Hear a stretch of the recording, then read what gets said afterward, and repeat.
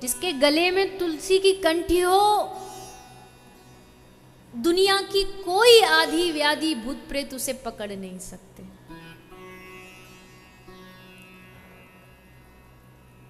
इसलिए बार बार कथाओं में हम कहते हैं कि भैया गले में कंठी धारण करो, तुलसी धारण करो।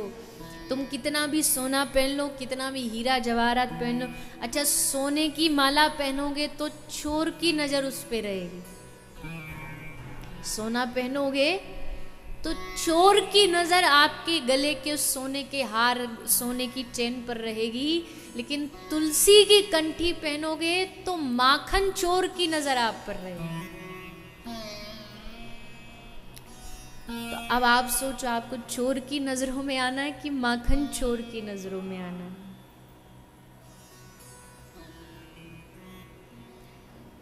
कई लोग तुलसी माला धारण करके रखते, पहनते, पर जैसे उनको कोई ब्याह शादी में जाना हो, उनको अपना वो दिखाना हो, तो थोड़ी देर के लिए वो कंठी उतार के घर रख जाते हैं। लेकिन नहीं तो हमारा जो गले का जो शो है, उसका जो गले का शो पीस है वो खराब हो जाएगा, फिर आके धारण कर लेते हैं। तो बताइए ठाकुर जी क्या सोचते होंगे, भगवान क्या सोचते होंगे? इसको मेरी जो प्रिय है तुलसी महारानी, उसको पहनने में इसको शर्म आती है, संकोच आती है, और ये बना फिरता भगत कि हम भगवान को पाके रहेंगे। कहाँ से पाएगा तू? छोटी छोटी बाहरी जो चीज है वो तो तुझसे हो नहीं रही, प्रेम और भाव की बात तो जाने दो, ये छोटी छोटी चीज तो तुझसे होती नहीं, तो हमें पाएगा। उतार के रख जाते, फिर आके जब अपना फैशन पूरा हो जाता फिर पहन लेते। ऐसा नहीं होता, कभी नहीं ऐसा करना चाहिए। तुलसी गले में एक बार गुरुदेव ने बांध दी ना, ये बंधन है, ये गले का भक्ति का बंधन है। ये बांध दिया तो जब तक श्वास रुकेगी तब तक ये बंधन रहेगा, ये छूट नहीं सकता। कई पूछते आपको घुटन नहीं होती है इतनी टाइट टाइट ये सब? अरे हमारा तो कुछ भी नहीं है। ब्रज में कुछ कुछ संतों को जाके देखो, देख के ऐसा लगता पता नहीं सांस भी कैसे इनके भीतर जा रही होगी। एकदम पूरा ऊपर से नीचे तक जड़े हुए तुलसी की माला से। रसखान जी पूरा शरीर में तुलसी धारण करते थे, बड़ी बड़ी मालाएं। किसी ने पूछा रसखान को कि तू इतनी तुलसी क्यों पहनता है? तो रसखान ने कहा कि हमने सुना है लकड़ी की नाव पर बैठ कर के, लकड़ी पे बैठने से आदमी पार हो जाता है, नदी पार कर लेता है। तो जब लकड़ी पे बैठने से नदी पार हो सकती है, तो सोचो तुलसी अगर हमारे शरीर में विराजमान हो तो भवसागर से पार होने में फिर देर नहीं लगेगी। इसलिए मैंने बार बार निवेदन किया, आज भी फिर कर रही हूँ, भक्त समाज को अगर किसी के मन में भक्ति करने की रुचि हो तो, नहीं हो तो फिर मेरी बात उसके लिए सब बेकार है। पर अगर किसी की भक्ति में रुचि हो कि हमें आगे बढ़ना, तो तुलसी धारण करिए। जरूरी नहीं कि आप 10 प्रकार की या जितना भी हो सके आप गले में तुलसी जरूर धारण करके रखना चाहिए। इससे न जाने कितनी चीजों का विनाश होता है, नष्ट होती है। तो ये पहचान है हमारी। हम बार बार कहते हैं एक प्रकार का मार्ग है जो ये बात को दर्शाता है कि हम ठाकुर जी के हैं। तो संकोच मत करो, संकोच नहीं करना चाहिए। 2-4 दिन होगा, थोड़ा लगेगा अरे बड़ी गले में कुछ पड़ा है। उसके बाद धीरे धीरे अपने आप ऐसी आदत पड़ जाएगी कि ये गले में ना रहे तो आपको बेचैनी होने लगेगी। आपको लगेगा कि ये ऐसा कभी होता नहीं, पर कभी हम अपना खुद का चेहरा, कभी कोई मजबूरी में, मुझे एक थोड़ा सा गर्दन की एक थोड़ी सी परेशानी है, पारिवारिक परेशानी है, तो उसमें गर्दन थोड़ी अकड़ जाती है कभी कभी। कथाओं में भी ऐसा कई बार होता है, तो डॉक्टर कह देता है कि ये थोड़ी देर के लिए उतार दो।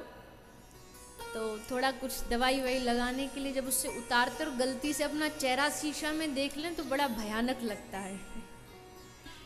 ये कुछ चला गया, कुछ हट गया, अपना चेहरा भी अजीब अजीब दिखाई देता है।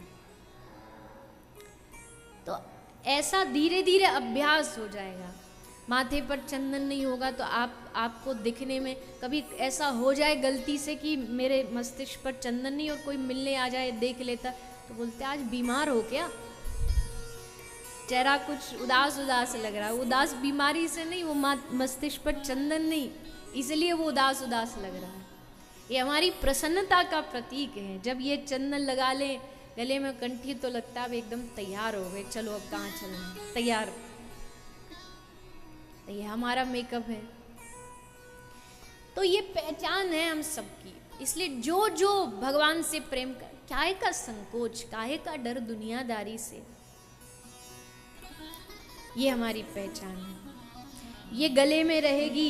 एक चरित्र आता है नरसी की, एक नरसी जैसा चंदन, नरसी जैसी कंठी, नरसी जैसी पोशाक पहन करके एक एक्टर जा रहा था। नरसी का नाटक था, तो नाटक करके जा रहा था।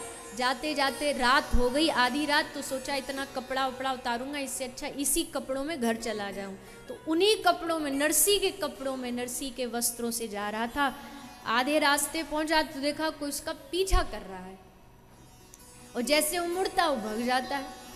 उसको बड़ा क्रोध आया, बोले कौन है, हिम्मत है तो सामने आ, क्यों डरा रहा पीठ पीछे से। तो सामने आया, उसने पूछा कौन है तू, कहा मैं काल हूं, मैं काल हूं, मैं मृत्यु हूं। तो यहाँ क्यों आया, बोले तुझे ले जाने आया हूं।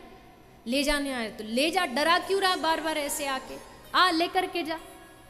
तो काल कहता है कि लेकर के तो जाऊं, क्योंकि नंबर डायरी में आपका ही है ले जाने का, लेकिन ये जो तूने पहने हैं ना, ये जो वस्त्र तूने, नरसी का जो वेश धारण किया हुआ है, ये वेश के कारण मेरी हिम्मत नहीं हो रही तुझे छूने की, तुझे स्पर्श करने की।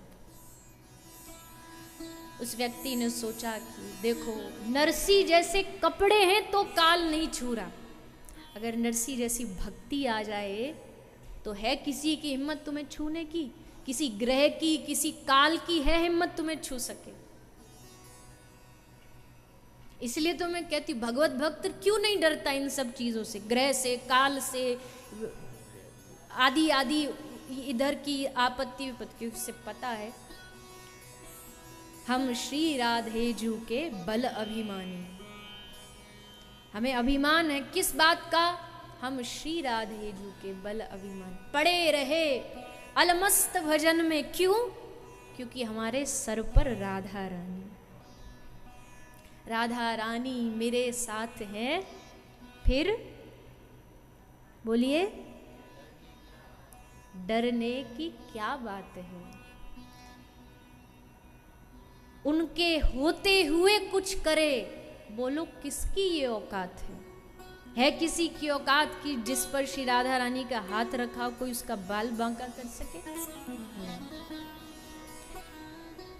इसलिए बिल्कुल न डरो किसी चीजों से, बस अपने चरित्र और अपनी ये जो एक भक्त वैष्णव की वेशभूषा, उसका स्वभाव वैसा बनाने का प्रयास करो।